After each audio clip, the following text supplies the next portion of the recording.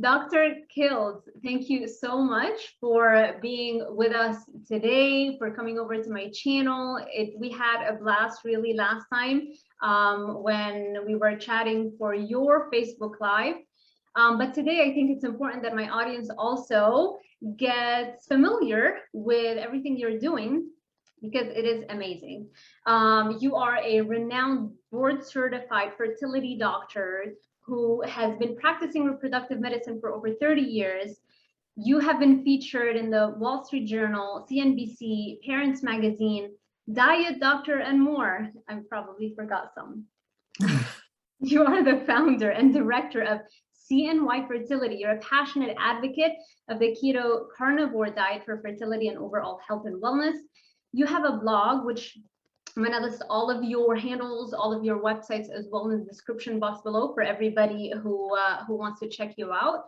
So you have a blog in the keto space, and you published several books on a variety of topics, including a cookbook with Maria Emmerich, the Keto for Fertility Cookbook. I did not know that.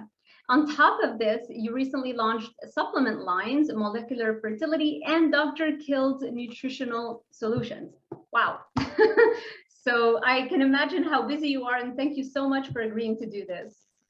Well, this is exciting, Sarah, to be talking with you and talking about what I am most passionate about, ideas that I'm learning from others every day, because none of this stuff that I share is original on my side. I've learned from others that have taught me that what I learned as a physician through medical school and residency and more was mostly wrong. And I've only learned it because I suffered for years with arthritis, psoriasis, migraines, back pain, hemorrhoids. I'll go down the list.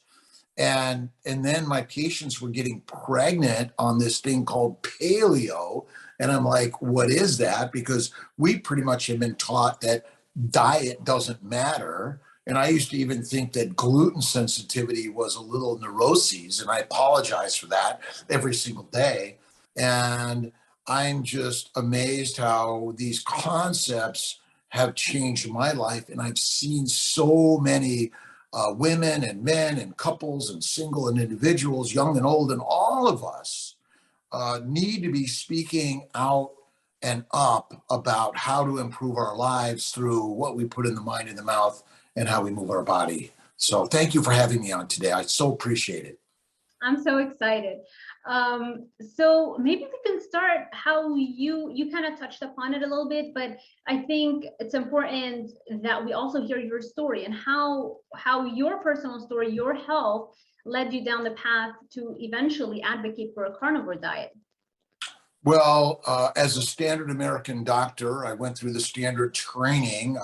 I wanted to become a doctor because I broke my leg when I was 19, and there was a hippie doctor who was taking care of me, and I had no idea what it was like to be a doctor, but I was bedridden for about 3 months with this humongous cast, and I didn't like to read, but I started reading, and I was good at math, and I was good at pottery. So it was through pottery to keep me centered, and I taught at math, and Mrs. Hafner in the fourth grade and Mrs. Mazziota in junior college inspired me to just keep on the journey.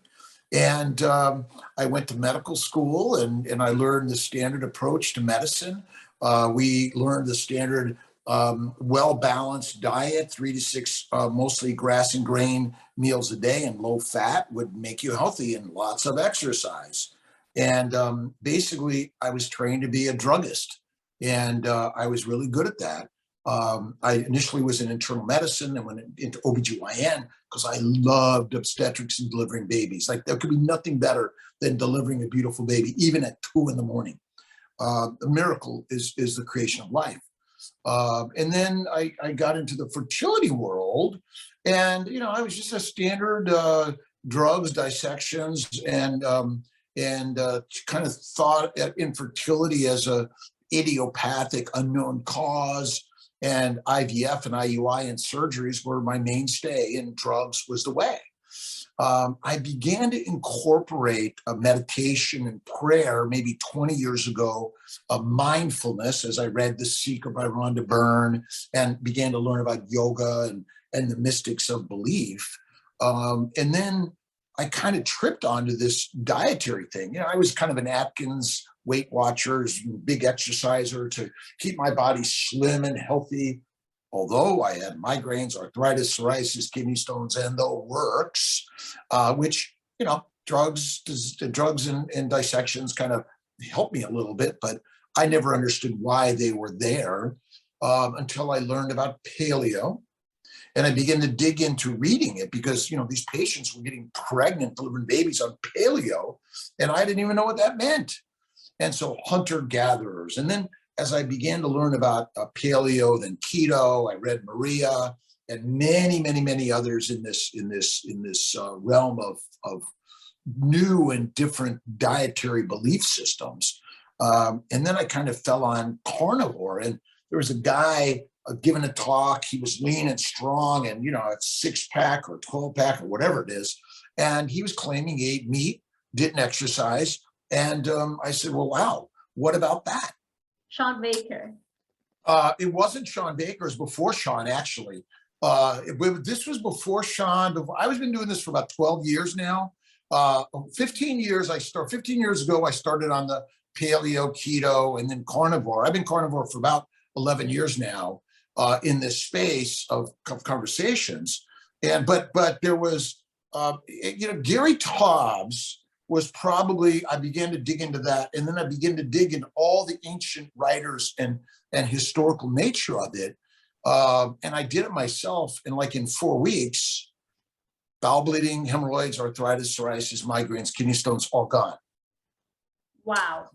1 meal a day and no exercise. So for the last 10 years, I literally stopped exercising. And I pretty much ate steak every day. I would occasionally have French fries or a martini, but minimal from time to time. And then I dug myself in understanding through Wikipedia, plant poisons. The United States Department of Agriculture has a journal called Plant Poisoning. And the USDA wants to know about this because livestock has more value than human stock. And as I'm learning from Jason Fung and Ken Berry, and all of us together are really journeying in this meatball. And I'm Italian. I grew up on a Mediterranean diet.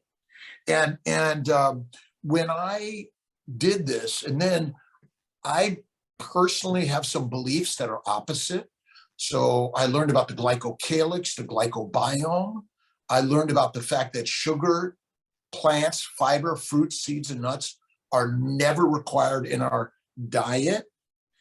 I've been writing my Kiltz's keto stuff for a long time. This is my 3rd or 4th version. I started with Kiltz's Keto Cure, but I took that off the market because you can't use the word cure. And you probably know Judy Cho in her Carnivore Cure book. And what I've learned is that we historically are lions, not pigs nor cows. And glucose is never the fuel. It's not the fuel for our blood, for our red blood cells. It's not the fuel for our brain. It's not the fuel for our mitochondria. If you look at Otto Warburg and the Warburg effect and understand the Krebs cycle and the science of metabolism, it's mostly wrong, in my opinion. And even Gary Fettke, who I interviewed the other day, biology and science is mostly wrong, but there's some biology we seem to want to continue to believe. But I say don't believe any of it. But most of it is all a belief. And so the more and more and more I talk about it, I do it personally, that plants are live organisms that are ultimately the predator. We humans like plant material because it makes us feel good, because ultimately sugar is converted to fat. And as Gary Fettke talks about, fresh, seasonal, and local real food. But my opinion about plants, even if they're harvested local, they're not part of our natural, historical, hunting, nutritional, optimal plan. The diet we have been taught is to sell a lot of commodities. And the best commodity you could sell is grass and grains. And you can feed the human being like a domesticated animal easily that way. And so how did I get into this? Number one is I'm a physician, and my job is to help heal and help give ideas that you can heal yourself naturally without me. That's number one. And my job in life is not to go after money, profits, but to go after the ability to help people find the natural healing solution on their own that isn't going to cost them a bundle. And we've been mass manipulated by the master puppeteers. And each of us needs to take control of that. So I know I've gone long, and ultimately I'm just so excited to continue to share the story. But each of us needs to figure out for ourselves. But humans are the same world round, individually unique in your belief system. But the last I looked, when I cut one open in surgery or post-mortem as a studying physician, we're the same. Yeah. We have one diet, just like other animals have one diet. You know, dogs are carnivore, cats are carnivore. There aren't different things that would work for some dogs, but not for others.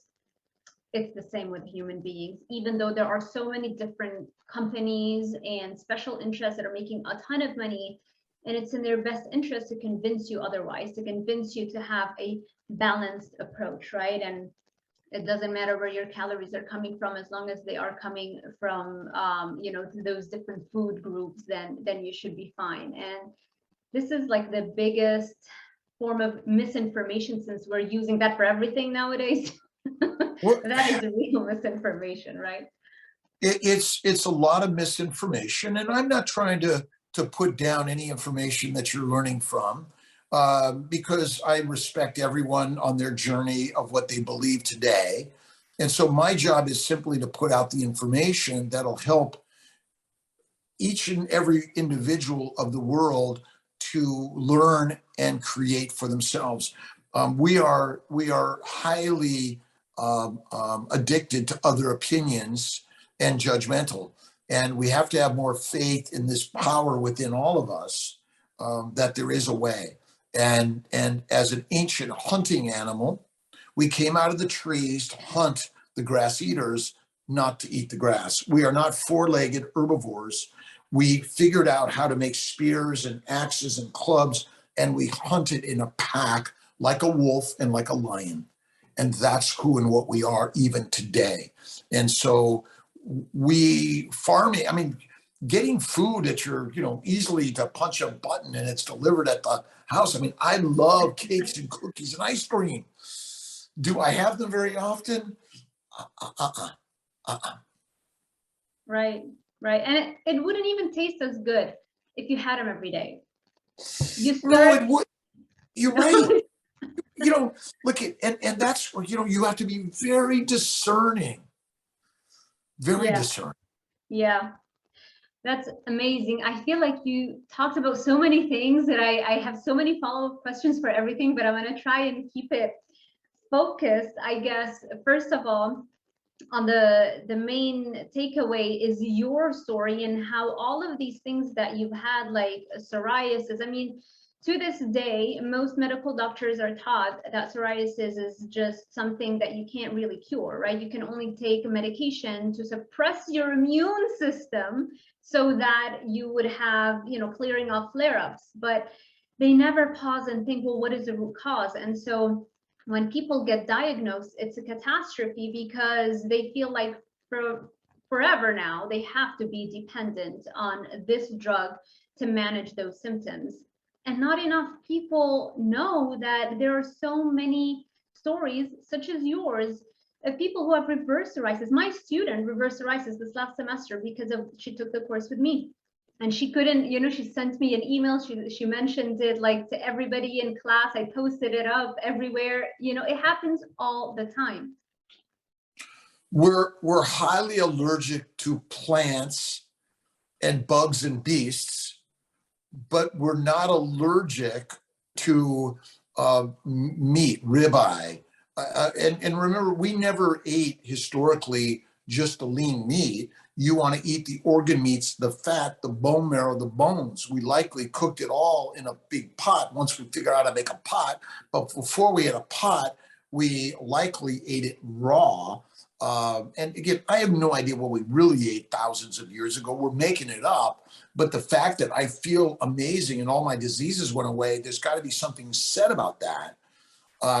Omnivores, you can do many of these things by upping the fat in your diet, nutritional plan, because eating fat is actually anti-inflammatory. Soap is made from fat, and plant oils to me are industrial. You and I did not have access to plant oils for the last million years, maybe the last 10,000 when we've been domesticated. But ultimately, fat comes from an animal. Oils come from plants. And healthy fat, I don't even like that word healthy fat, because the term healthy is denoting that you know what health is. I would say, I think low carb, high fat, one meal a day is really the way. Your body requires fat. The liver and insulin converts amino acids and simple sugars to fat. Your body's not trying to lower your sugar. It doesn't care about your sugar level. It wants to convert the sugar and amino acids to fat, because that's the fuel for the body. That's why we store it in our belly, our butt, and our bowels, and everywhere. If you're an anorexic, skinny, and no fat, you will die fast through cardiovascular arrhythmias. And ultimately, fat is fertile. And I think the idea of health and wellness, and where do we get it from? You're going to pick and choose someone asked me on my live today about, am I a nutritionist? Well, last I looked, 1,000, 10,000, 100,000 years ago, there were no nutritionists. You don't need a degree to learn and take care of your own body. But if you think nutritionists aren't fed food ideas from the pharmaceutical, the food, and the governmental agencies, you've got something to learn. Now, again, I honor all of them. I have respect for all of them. You technically can be a vegan or vegetarian and be in keto. If you simply fast, you cook all your carbs really well. You do not want fiber in your GI tract. And bacteria and yeast and probiotics, in my opinion, are deadly. And what you want to do is you want to reduce the inflammation by stopping the fermentation in your gut, which makes heat alcohol aldehydes, and it disrupts the glycocalyx. It allows the bacteria, yeast, and viruses to enter into the bloodstream, along with lectins, oxalates, phytates, and more, which are ultimately deadly inflammatory particles.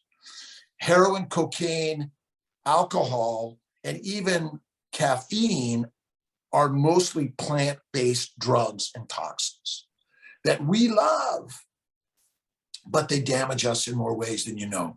For me, it's a little bit of tea, a little bit of coffee, water, but not too much. Carrying around a bottle all day long is ridiculous. Drink when you're thirsty. Well, look at meaning that, look at that. Plastics in the world are damaging the world. Okay, no. And you know, something that's recyclable. But ultimately, we drink too much water, which dilutes our bloodstream. We probably we're built to go maybe a minute or two without air, oxygen, a day, 2 or 3 without water, and then 1 to 3 weeks without food. The reason we're always hungry is because in the ancient world, finding food and preparing food was something you had to always be on the move for. Animals in general, let's say we came from Central Africa, where we did not need clothing or shelter. We lived like the animals did, right? We learned to hunt in packs, and maybe we learned to shelter under trees and things like that. And then we learned to use animal products and then other natural products to build things, to improve our livelihood. And then we learned how to move and followed the herds. And then we moved further. And then we learned how to eat plants. and cultivate plants and cultivate animals, Yeah. which ultimately led us to a sedentary life with all of these great devices, which we think are the best thing in the world, but they're just extra things on the side, which enhance our world, but ultimately cause damage and disease throughout the world. Yeah, yeah. And to your point, with water, yes, it's really important if you are going to drink a lot of water. And what I do, by the way, it's stainless steel, so I make sure not plastic. But if you are going to drink, or a lot of people make a conscious effort to drink a lot of water, at least pay attention to your electrolytes, because we used to get a lot more electrolytes in the past, right? We used to drink blood. There were, who was it? Was it the Maasai who would, there's a video on YouTube, you can literally see them exactly. The horse, they would cut him on the side and drink their blood. Nothing would happen to the horse. It was just something exactly that they would do. So cultures for a long period of time knew about this, but now we have this messaging that is the complete opposite of what we really need to thrive, which is be scared of the salt, eat all the carbs, eat low fat. I mean, so we are inundated with a story that keeps us keeps the marketing and the purchasing of many things we don't really need. Yeah. And historically, where did you get your water? From a spring. Nowadays, the water companies, all of us water companies, are siphoning off the natural springs. Many people around the globe are finding it difficult to get water. And our agricultural practices of growing seeds and nuts and fruits and vegetables in industrial ways has robbed the natural environment of the groundwater and the minerals and vitamins that is naturally in the soil. And remember, vitamins are kind of a little bit of a discovery that I'm betting our understanding of minerals and vitamins is still directed towards a product we could sell. May not even be as true as we think they are, all right? And so ultimately, when the science leads to selling something, you got to wonder about the nature of it. Okay, all of us. I'm also part of that. We have a supplement.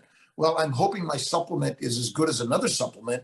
People are taking it and it's as affordable, but ultimately, the science does not prove we need supplements, does not prove we need all the water we're eating, and may not even prove the dietary things we're talking about completely. Because my grandmother lived 104. She was a beautiful Mediterranean. My parents lived in 94, also beautiful, a Mediterranean upbringing and culture. And so these are ideas that we're sharing if you're suffering. And in my world is being infertile, miscarriages, wanting to have a baby because of a new family, or you're finding yourself in your mid to late 30s and single, and it's like, what else is there but having babies, in my opinion. But as you spoke earlier, dogs and cats in the wild are carnivores. My bet is humans in the wild are carnivores. And so you can eat and live a lot of different ways, but if you're suffering, eat less, have faith more, take more naps, and enjoy the work you're doing. And in nature is what we should be thinking about. And the last I looked, bacon, eggs, butter, cream, even cheeses, although there's some industrial processes that make them in the modern world, historically, nature made more than anything. And the more nature made you think about it, get away, the local farmers, if you're going to eat the fresh fruits and vegetables, the seeds or nuts for any reason, minimize them, but use local, fresh and seasonal, as Gary Fetke talks about. And fat, being fat is not a high inflammatory environment. The fat is not the cause of the inflammation, is the sugar and the plant chemicals and antigens are. If you're labeled as fat in the modern world, you got there because you ate a high carbohydrate diet. not the ancient nutritional solution of a lion or a lioness. That's the real trick in craziness. So how have you found this message? How does it resonate with your patients and with fertility specifically?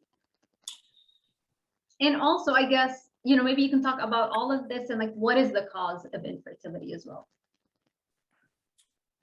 Being infertile, as we have labeled it in a negative, having heart disease, cancer, strokes, eczema, psoriasis, mental disorders, dementia, Alzheimer's, depression, you name the disease that we've labeled as a human, it's an organ system of the body. It's caused by inflammation. 5 causes of all inflammation. The leading one is sugar. Remember, all plants break down to simple sugar in your GI tract. If it's lettuce, tomatoes, kale, Brussels sprouts, broccoli, asparagus, it's sugar. When you eat fibrous sugar, it lasts longer in the GI tract. That means you're secreting sugar into the bloodstream 24/7, 365. You think you're fasting, but your bowels are full of it when we say that. Number 2, plants make chemicals, heroin, cocaine, marijuana, cyanide, nicotine, arsenic, and I'll go down the list. There's infinite more that I didn't even know what they are, but plants are live organisms that want to make you fertilizer. That's it. They're smarter than we are. They have more DNA and longer evolution. Lectins, phytates, oxalates, the glycoproteins of a plant, which aren't broken down into sugar, amino acids, basically are antigenic, and they're dust, and they go in every nook and cranny of our body, and you cannot clean them out. And then fiber in the GI tract ferments in the small intestine and the large intestine. And I call it steel wool that just literally scrapes the mucopolysaccharide layer of the glycocalyx, the glycobiome, which is far more important and not patentable like the microbiome as a probiotic, right? If I can sell it, I'll prove the science. But if I can't sell it, the science, there isn't any. And then the 5th leading cause is exercise. No animal exercises, none. They do work to not burn calories in order to be skinny, because remember, calories are expensive. You and I are working for money to buy calories, but every other animal must go out in search of calories, right? So no animal says, okay, great, I'm kind of fat today, let me get skinny so then I can go struggle to find food tomorrow. Fat is never the cause of disease. Food is. And so now, do I exercise? For 10 years, I didn't. The last 4 months, I've been lightly on my bike. I get out in Sarasota, get my bike. I'm listening to a story. I'm speaking and dictating stories. I'm perusing and communicating with people, because that's what we're here to do. Building something, whether it's pottery, painting, or glass, or a product, or your videos, this is producing in life. And so the cause of disease is simply simple. We're alive. Ultimately, we're burning energy, and burning of energy causes oxidation and damage. We're going to die. And I call us Ferraris, expensive, irreplaceable temples, the lioness. And you know, the thoughts in our brain are like the number one. So you want to look in the mirror and see the goddess and the god within. You want to think the thoughts that are going to change the vibrational energy. And so faith and food, and whether the fitness is created because you run and jog and want to be looking great to get reproduced, which is ultimately the number one thing that matters in life. We're all doing this in order to show ourselves off, in order to basically be reproductive, right? Or productive. And so, you know, there's 5 things which you could read in my Keto or my Fertile Feast, or even in my family building guide, which again, infinite number of people like yourself, and so many people like yourself are sharing the story. I'm learning. Everyone's learning from you, because you're a beautiful young woman. And every woman is a beautiful young woman. I don't care if you're 65 or 85. I have a 65-year young woman carrying a baby for herself and another one carrying her baby for her daughter. And I'm 66 in March, and believe me, I feel like I'm 12 years young. I still can't believe you're 66. That's crazy. That's amazing. And you've been on a carnivore diet for 12 years. I can't help but link the two together, given that, you know, when you're not eating sugars and you're not eating carbs, you're not producing the advanced glycation end products, which we talked about last time, right? Which are, you know, those ages, which it's like sugar or glycation of all of your structures, including your skin, the collagen, everything in your body. I absolutely will put it to a carnivore keto lifestyle, one meal a day, but faith in God is more powerful than anything. And so in actuality, I always talk about belief. If you hold the belief of health and wellness and beautiful life, whether you're a vegan or vegetarian, whether you're an herbivore, omnivore, or carnivore, if you can lead with that, that's the most important thing to life, okay? So honor everyone's belief systems and whichever they choose. But as you know, as we're learning and learning and learning, to me, the pinnacle of who and what we are is carnivore. I mean, my best friend Dave died at 52 of lymphoma. My sister Maria died at 52 of diabetes. And I now know that it was a plant-based herbivore lifestyle, right? And even if an omnivore, you think about it, right? A pig eats everything and anything and anytime it can. It's always hunting for food. But a lion will just kind of sit around and you know, it's got food everywhere, but it's not running around looking for food, nor is it exercising. And so, yeah, I would agree with you that when I did it, and the more I share it, and your real question was, what do people think about it? Well, many people think it's crazy. And I tell them, this is crazy. Do not believe me and don't even do it. But if what you're doing isn't working, why wouldn't you do something that's outrageous and amazing? Why wouldn't you do something ultimately is who and what you are? We have a monogastric GI system. We do not have an herbivorous ruminating GI system. We do not ferment and have big guts like a gorilla. And where we came from, whatever your belief is in the New Testament, the Old Testament, or the No Testament, but my testament is that this is the game changer.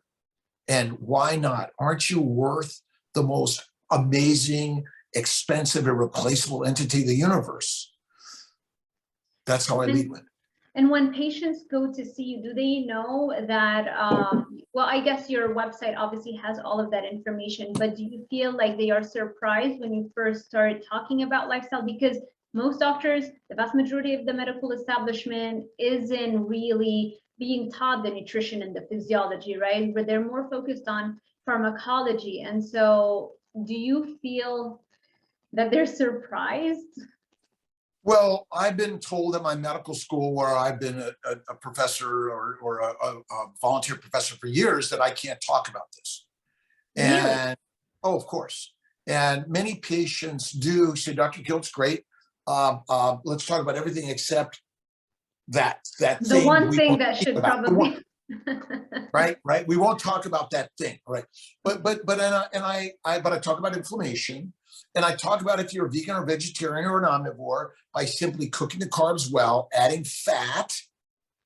Remember, fat is an animal product, and eating one meal a day, that may be all you need. These are ideas. But remember, nutritional science is wrong, because they still think, in my opinion, that insulin resistance is a disease, and that we burn sugar first, and then we convert to burning fat for keto. Well, if why would that ever happen if, in fact, simple short chain fatty acids and acetyl-CoA and ketones are always in your body? Why would you ever burn sugar? And the mitochondria gets acetyl-CoA from the cytoplasm, and then converts it to ATP. And Otto Warburg taught us, and if you look at a PET scanner, Remember, if you inject a glucose and what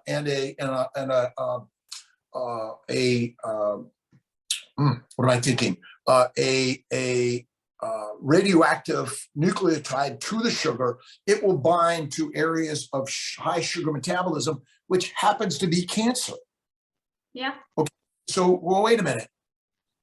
Dr. Thomas Seyfried talks about that.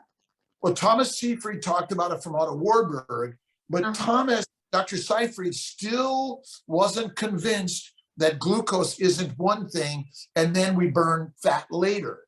And I will tell you that makes no sense. Okay. Why is it we can go weeks without food? If you look at bears and you look at polar bears and many other humans, and Gary Fettke talked about that women in early pregnancy shouldn't eat when they're fat, and they have hyperemesis, because the problem, in my opinion, your body is trying to say don't eat. You're eating all those plants that want to kill your baby. Miscarriages and infertility is a plant-based disorder of a toxin. And the birth control pill, by the way, comes from plants. Women on the birth control pill sometimes get pregnant. Well, guess what? We're using a lower dose of the birth control pill on plants, so more people get pregnant. And we don't think of it as like, oh my gosh, that can't be Dr. Kiltz, because all my friends eat plants and they get pregnant babies. Why me? Don't know.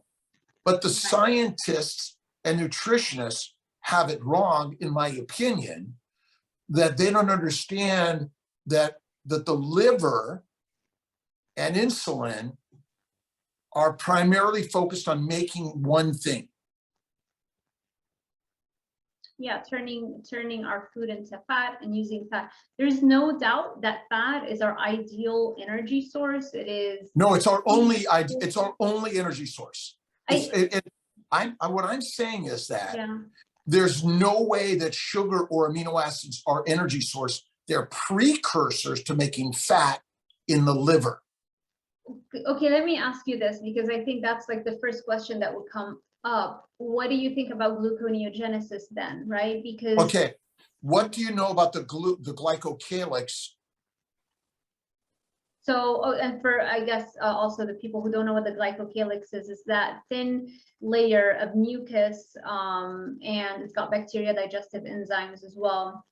Well, maybe you should explain it better. Well, here's our epithelial cells. Yeah. Okay, so glycan. See, most people don't see. My theory is that what is the function of glucose and sugar in the bloodstream? It's glycosylation. Glycosylation is the normal binding of sugar to a protein or a lipoprotein. Glycation is the abnormal binding of sugar to something and causes its dysfunction and inflammation and breakdown. That's simple. See, Occam's razor says the simple answer is the one. The truth is that you and I are told and taught that sugar is our primary first energy, and then in ketosis, fat becomes the energy. But through our science, everyone has high cholesterol and high triglycerides, don't they? You know of no one that has low lipids or low triglycerides or low cholesterol unless they're on a drug.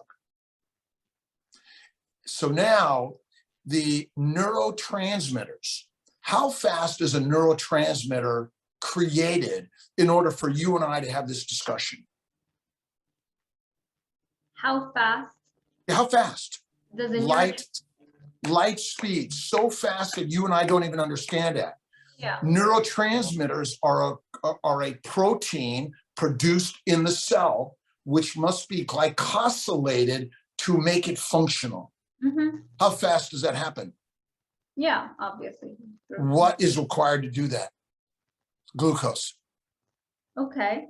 Okay, so now look at, if we in science I see what you mean. Okay, if we can't look at opposite ideas. Yeah. And I even said to Thomas Seyfried and Gary Fettke, look at, I get what you say, but you also tell me that as of the Flexner report, science is no longer believable because it's all written in the course of making money. okay? So if the science we're talking about in nutrition is wrong and it's all about drugs, then is it possible that even Krebs and Otto Warburg, remember Warburg won a Nobel Prize, but most people don't even know who the guy is. Yeah. And most people don't understand that glycation is the cause of disease. So let's say 50,000 years ago, you went a week, 2 or 3 without finding food. What's your glucose level? It'll be like maybe around 60. 40 to 60. Yeah. Now, if I give a bolus of insulin, and I can tell you because my sister, I know this, she would go into a coma. Would she die right away? Nope. No. Why would she go into a coma? Because her neurotransmitters aren't working, but her energy is still there because what is the source of energy? Fat. That is so amazing. I've never thought about it that way. And here's how I figured it out. Okay. Okay, if you have no insulin, you're type 1 diabetic. Are you fat or thin when you show up to the emergency room? If you don't have insulin, you don't have body fat on you. Why? Why? Because insulin is the fat storage hormone. No, it's not the fat storage hormone. It's the fat making hormone. You got to be careful about this. When you eat fat, do you know where the fat goes when you eat fat? It goes to the lymphatics, the thoracic duct. It doesn't go through the liver. But amino acids and simple sugars go into the hepatic portal system, which must go to the liver. Okay, now, if But you it have no... goes back to the liver to be put into VLDLs. Nope. I bet that's not true, but that's the science we're taught. It's a lie because you've been taught that. We've all been taught that, okay? Remember, when you get skinny everywhere, correct? Yeah, well. Why do you think meat is marbled with fat everywhere? Why is fat distributed everywhere? Because it's required everywhere. You do not need to send your fat to the liver to package it, to send it back to the cells. That's a lie.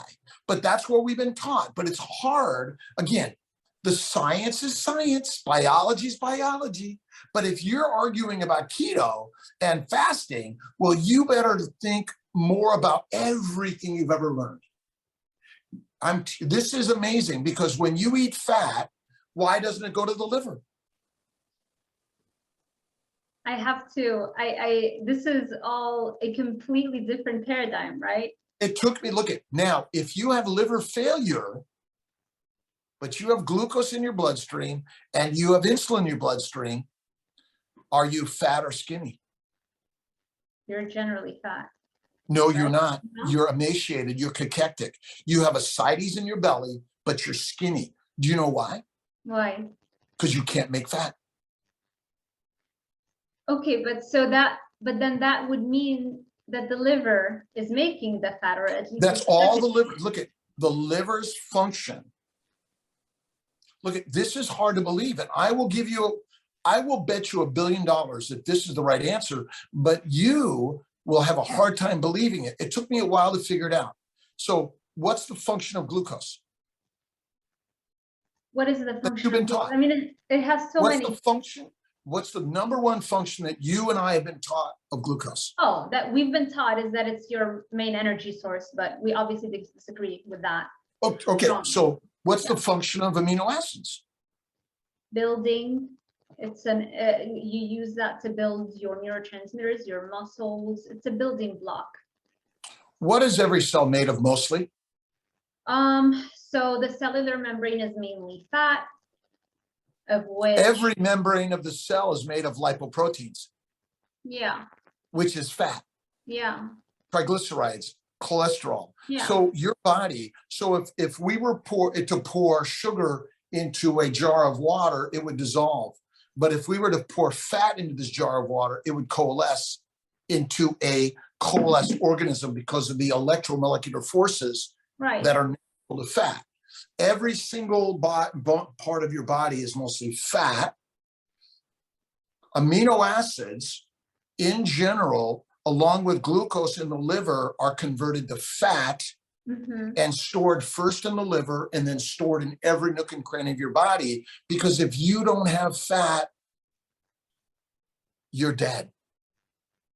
And so this idea is really radical. I would look at, this is the answer, and I will die with this one, but it's hard because most of my scientist friends, oh, Kiltz, you're crazy. I don't mind being crazy, because when I learned about carnivore and 1 meal a day or less, game changer. Is it easy to eat less than a meal a day? It is not easy. Because is not eating meant to be easy? No. It is not, because we're not so smart. If you come across a fig tree 50,000 years ago and you and your buddies don't eat the whole thing and don't convert it all into what? Fat. Right now, if you ate that whole tree, are you likely to be sick and have diarrhea? You better believe you are. Yeah. My dogs in LA loved my fig trees. They had diarrhea all day long. They are carnivores. We would hunt and hunt and hunt until we got the animal. And so these ideas are pretty radical, aren't they? I know, but that's why we're doing what we're doing, because this is how you advance and you share ideas, which then I am going to go and think about that and vice versa. And that's how we advance, as opposed to just constantly barking the same tree. Yeah, well, look, that's a good one, barking up the same tree. But a red blood cell, what does it use for energy? What does it use for energy? Glucose, I believe. No way. What we've been taught. You know, I don't know. That's your special. A red blood cell is the battery. Do you know much about a battery? Battery. Okay. So a red blood cell has a lifespan about 90 days, 120 days, right? Right. Why does it die over time? Because it has used all of its ATP that's been stored within it. Okay. Doesn't have mitochondria. It already has the ATP that allows it to function until it dies. All right. Now, your brain cells, right? Are there free fatty acids flowing through all of your bloodstream and your lymphatics all day long? Free fatty acids flowing? Yeah. No. Well, you have fat, but maybe not free. I mean, they have to be broken down as they enter your cells. But I see what you mean. We have free fatty acids. We have simple fatty acids. We have ketones. You will draw everyone's blood and find ketones, which is acetoacetate, beta hydroxybutyrate, and acetone. But those are going back and forth between acetone, the ketone body, and acetyl-CoA. But ultimately, really, keto and fasting is a low sugar environment where you've reduced the glycation because you've reduced the sugar of your bowels. Yeah. And fiber does immense disease to our bodies and is not a requirement. Let's see, Burkitt's lymphoma. Burkitt wrote the story about fiber. And ultimately, because people love the peer-reviewed journals and they love what people write, and then they believe it's all true because some expert wrote about it. That's what science is. That's all science is. We honor the experts and we believe them, and then we lead with them. And that's been the trouble with all of us. Me too, by the way. You know, am I right? I don't know if I'm right, but I'm sharing a story that ultimately fat is distributed everywhere because it's required everywhere. The liver is only number one function is to make fat. That's it. And it must have insulin in order to do that. And you do not make fat in your fat cells. You store fat in your fat cells. And the reason we think fat cells are the cause of inflammation is because how do you get fat? By eating inflammatory foods. Yes, which are part of the 4 things I mentioned, which are like literally crazy. Yeah. No, this is all very fascinating, and I'm definitely going to read more about, I'm gonna go on your website and read the blogs and all that. And I think it's so important that we share or bring up new ideas, because clearly everything that has been studied isn't working for 80% of the population, if not more. Everybody has some sort of comorbidity. So that's amazing. Now, I know I don't want to be respectful of your time, and I know we don't have a lot of time left. Um, but I think before, I wanted, because you asked me this question last time, and so I want to turn it around on you. What is next for you? What is your goal, moving forward? What drives you? I have no goals. I have no future goals or places I want to be. I always imagine that I'm there already in the present moment, which is a dream of tomorrow by thinking of it today. And if you haven't read or listened to The Secret by Rhonda Byrne, or Mind is the Master by James Allen, or Joseph Murphy, The Power of the Mind, I think that's it. I mean, I'm listening to and reading infinite books and ideas. The Holy Bible, written by sages of the universe. Even if you look at the Hindu and the Buddhists and the Taoists and humans who have learned to worship, even the ancient savages and the indigenous people that understood the power of belief in God, that God is within each and every human being and each and every thing in this universe.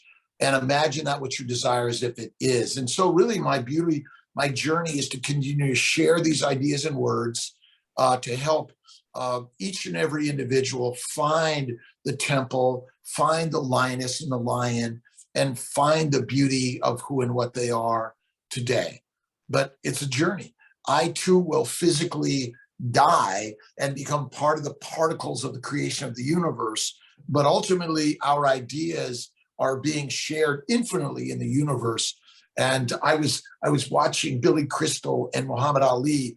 I was watching Johnny Carson and George E. and live people and dead people, by the way, because ultimately when we read the Bibles or the books and the stories, that's how you keep things alive. And you're alive. We're all alive and sharing. And we're all a little bit of afraid to share, like we're going to be wrong. Is anyone going to believe me? And I'm going to look like an idiot. Well, the best thing you can do is look like an idiot and do it anyway, and be loving and kind and apologetic and gracious to every human being in this universe, because all of us are on the same journey. And so I guess my goal is simply the dream of today in kindness and loving and forgiveness. I'm in a lawsuit with Dr. Gleischer and a supplement, and I believe in some way we're all working together. We're all the gladiators, we're all the kings and the queens, and we're all really bringing this together and working this out. And Star Wars, at the end of the day, they were all sitting up watching something happen, and that's the part that I believe is really important for all of us, and have faith and belief in God first. Amazing. And since you mentioned that lawsuit, do you feel like over time the practice of medicine has gotten a little bit more like very restrictive, in that you are told what to think, you are told what to prescribe, you are told all these things? Where is your medical expertise? Like, doesn't that count as a source of authority as well? Well, I don't think I'm an authority on anyone and anything. Each person now in this modern world where they have access to every Googled information, I say we all have more access to information than I had in medical school, where I had to pay a lot of money to get accepted into it. If you think about libraries, even free libraries, by the way, if you haven't read the Flexner report on how Rockefeller and Carnegie closed a ton of women's and minority medical schools and closed down alternative medicine ideas, that's still happening today. But this is, don't be afraid of the fight, and it's not a fight against. It's just we're all working for something. That's kind of how I look at it. I imagine this is just part of Cain and Abel and the Garden of Eden, and the biblical stories that we're all working together on this journey. But yes, I've been reported to my medical school, the board, for talking about carnivore keto. I would say that maybe this lawsuit is all part of Kiltz Shut Up. And I was in the Wall Street Journal because I was fighting for affordability and access. And I didn't know that my actual medical professional organizations were part of it. And I like to think that all of us together through the words we're all sharing, we can say, hey, wait a minute, maybe what we're saying isn't right, and maybe we need to be shifting the ideas. And so Yeah. everyone that's listening and learning from what you're sharing, and from all of us, I'm learning from my patients that we need to be the ones. Someone called me today and said, well, Dr. Kiltz, why did you order this medication for me? I found out it might be not so good for me. I said, well, why did you buy it? Why didn't you look at it and understand it beforehand? Now, we went over it, and I think I convinced her why I believed it was good. But ultimately, don't believe me, don't believe any of us. Although we're working to believe someone, right, that can teach us. That's the hardest part to this journey. We look up to doctors, practitioners, nurses, and professors, and presidents, and popes, and all of these people that know better than me. But ultimately, no one knows better than you. And here you and I are talking together, but ultimately you're talking to whoever's listening. I'm talking to whoever's listening.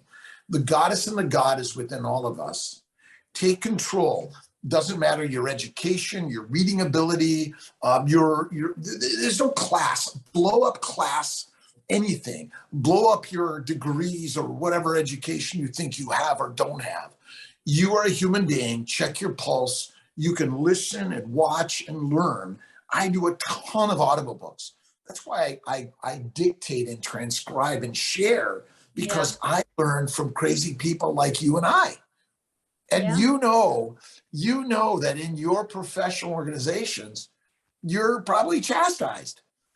But if you're Of course, all the dietitians I know, whether where I came from or here in the United States, they're recommending the cereal, they're recommending all of these processed junk foods, and it's mind blowing. It's mind blowing what's going on, really, because you have to remember where they're getting that information from. And we all, and again, don't believe me, by the way. I tell people, if you're suffering and you want to pay more for drugs and dissections, like a surgery to lose weight is stupid. Learn to eat like a human, the lioness and a lion, and amazing you'll feel. And when, Atkins was right, but the problem is he was chastised. And personally, if you're doing it to lose weight and then think you could go back to your ancient eating habits or modern eating habits, like if you want to lose weight or lose inflammation, or you want to find the human being within you, know this, that humans are lion-like, not pig-like, nor cow-like. You can choose to be an herbivore or an omnivore, but ultimately there's only really 3 eating styles in the world. It's carnivore, omnivore, and herbivore. And you know that the lioness and the lion is what we consider the top of the pyramid or the castle or whatever you want. And that's kind of the crazy story that we're sharing. And the more people share in this carnivore, keto-like, I would say keto carnivore, 1 meal a day, because you don't need more calories than that. Yeah. Amazing.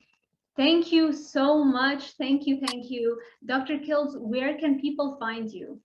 Well, drkiltz.com, CNY Fertility, Mind, Body, Smile. But like you, just Google Dr. Robert Kiltz. You'll find all of my craziness. And don't believe anything I say. That's what I say at first. Step back and wonder, would this maybe help me heal from all of my diseases?